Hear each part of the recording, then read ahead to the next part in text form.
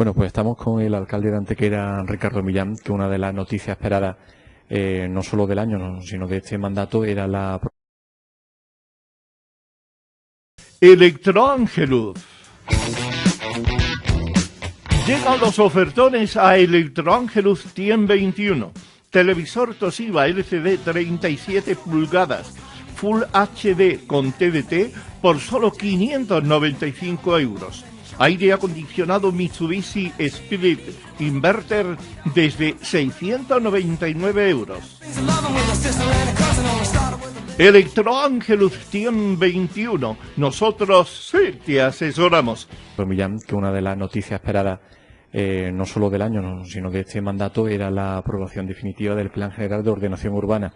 Ya escuchamos sus palabras en ese anuncio del día del jueves del Pleno, en la que nos dio esa buena noticia que esperaba la ciudad, pero más que la ciudad, los empresarios, los constructores y los inversores para el tema del Plan General, ¿no?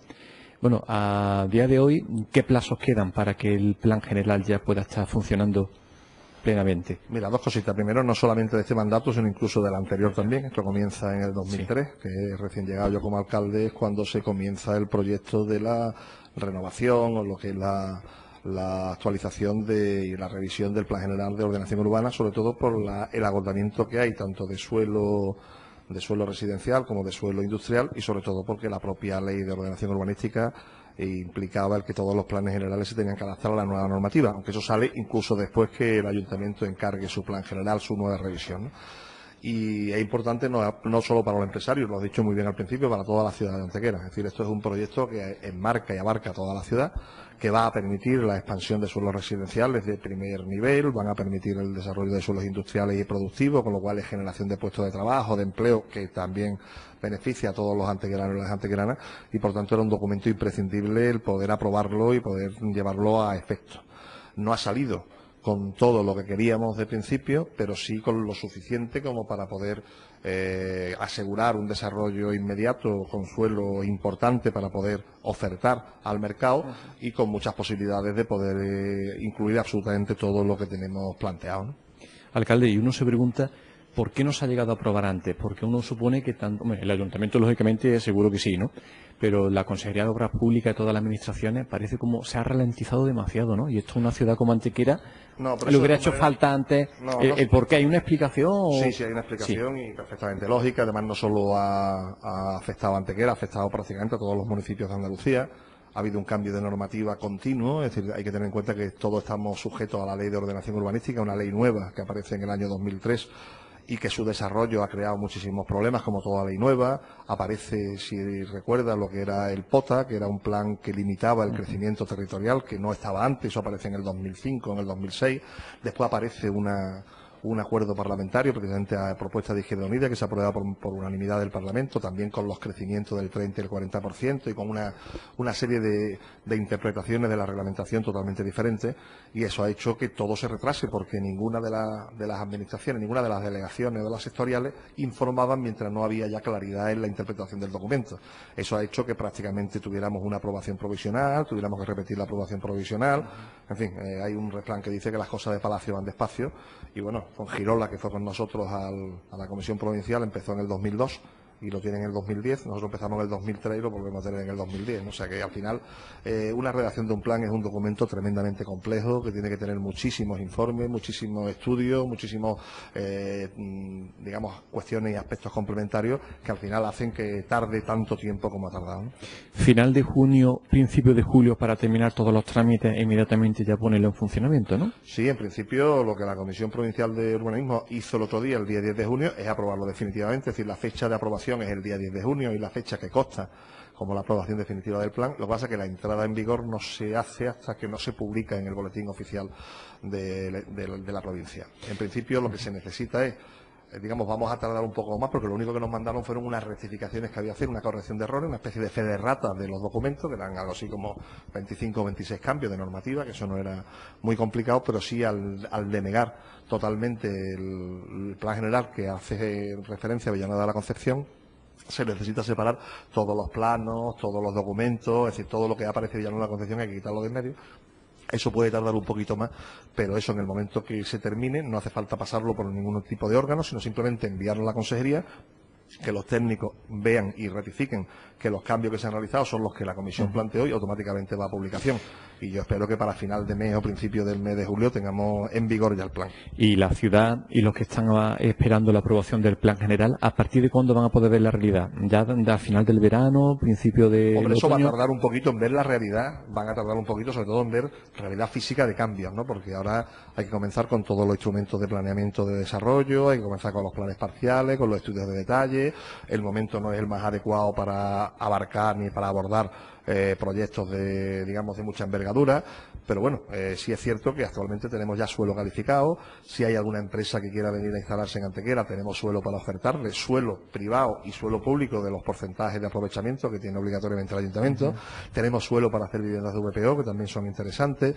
En fin, yo creo que ahora disponemos de muchos recursos que hace 10 días, pues no teníamos, hace 5 días no teníamos, y que ahora ya podemos ver el futuro con un poquito más de optimismo de lo que veíamos ahora. Así siempre hemos considerado que el plan general podría ser el revulsivo que le hacía falta a Antequera. Antequera sigue estando todavía en un buen momento, sigue estando perfectamente situada, su posición estratégica sigue siendo la misma, y bueno, lo que tenemos que estar, siempre decimos ahora, en la línea de salida cuando esta crisis desaparezca o simplemente se atenúe. No hace falta ni siquiera que sea un cambio total, sino se atenúe un poquito y empiece a moverse un poquito el mercado, que estemos en la línea de salida y que estemos los primeros a la hora de poder ofertar ese tipo de posibles inversores, ¿no? Si le parece, suponemos que a veces estará cansado que le preguntemos lo mismo y muchos espectadores o quienes nos lean o nos vean nos dicen algo diferente, ¿no? Bueno, vamos a imaginar la Antequera del futuro gracias a este plan general. Si entramos por la carretera de Córdoba, ¿qué posibilidades da este plan general de Antequera? ¿Qué cambio puede experimentar Antequera gracias al plan general? En la carretera de Córdoba planteaba, de lo que es desde la A92 hacia abajo, planteaba una zona industrial que se consolidaba, que era toda la zona que afecta a las instalaciones actuales de Adipa, a las instalaciones de Degrá, a Ojiblanca, el propio hotel de la Finca Eslava. Pasa que esa es una parte que se ha quedado en suspenso, que tenemos que justificar el por qué se modifica el plan especial del medio físico con esa calificación. Es una cuestión que haremos ya específicamente en el Pleno y no creo que haya ningún problema en que eso al final se quede así. Está claro que esa entrada, que además ya hay una obra aprobada por la Consejería de Obras Públicas, no es un desdoblamiento de carretera, sino son 2 carriles laterales de servicio y un ensanche de la central para permitir que todo el tráfico intenso de camiones que ya provoca la propia Mercaolio, Ojiblanca o la Cooperativa de la Virgen de los Remedios, las propias zonas industriales de ahí, va a permitir un acceso mucho más seguro, mucho más tranquilo, y sobre todo yo creo que el gran cambio va a ser la entrada, es la nueva estación de la alta velocidad que estará justamente al final de esa entrada de la carretera de Córdoba, con ese semisoterramiento que da lugar a que se esconda todo lo que es la vía del tren a su paso por ahí, y sobre todo esa desaparición de esa curva tremenda que tenemos para entrar a Antequera desde Córdoba, de la carretera de Córdoba, que será simplemente un acceso directo a lo que es la avenida de la estación. O sea, yo creo que el cambio va a ser fundamental, y además ese cambio no es un cambio, eso no es de los que son a más largo plazo, porque ese se verá justamente en el momento que la estación del AVE, y parece que eso es uno de los proyectos que no se va a retrasar por el tema de la falta de financiación. Cuando muestran ustedes los planos queda muy claro dónde va esa estación, pero si podemos referirnos a un edificio, a una zona, a un local o un solar que hay ahora mismo, ¿en qué sitio iría esa estación? Los viveros de la estación. En esa zona es donde caería.